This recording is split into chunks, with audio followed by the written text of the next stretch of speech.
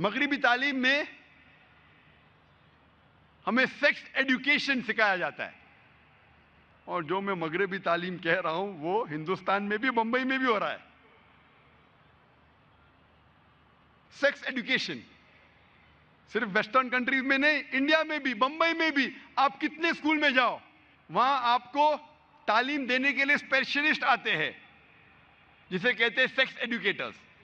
और कहते हैं बच्चों से स्कूल में, छठी के बच्चों से, 7वीं 8वीं 9वीं 10वीं, मगरबी ममालिक में नहीं, बंबई शहर में कहते हैं कि आप कॉन्डम का इस्तेमाल करो वरना बीमार हो जाएंगे, बीमारी फैलेंगी।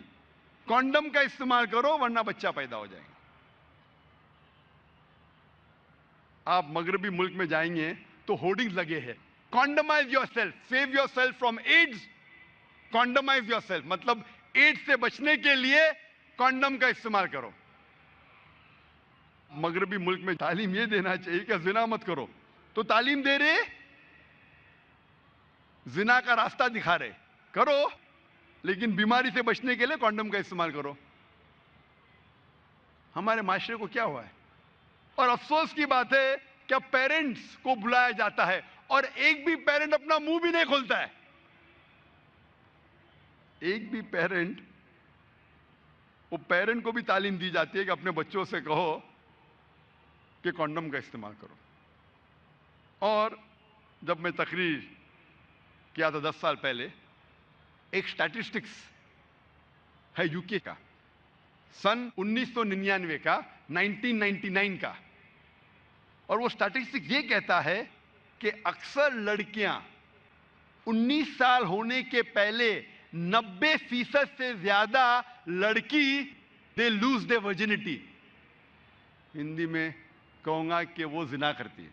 90% से ज्यादा लड़कियां 19 साल होने के पहले यूके में जिना करती है। और एक स्टैटिस्टिक जो चंद साल बाद का है कि यूएसए में 95% of the girls lose their virginity before they leave college. 95%, 95%।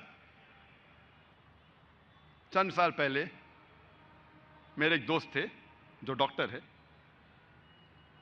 Bombay शहर में एक कॉन्फ्रेंस अटेंड कर रहे थे ऑन एड्स, और उस कॉन्फ्रेंस में कहा गया था कि बंबई शहर में 70% से ज्यादा, मोर देन 70% लड़कियां स्कूल से फारिग होने से पहले जिना करती है।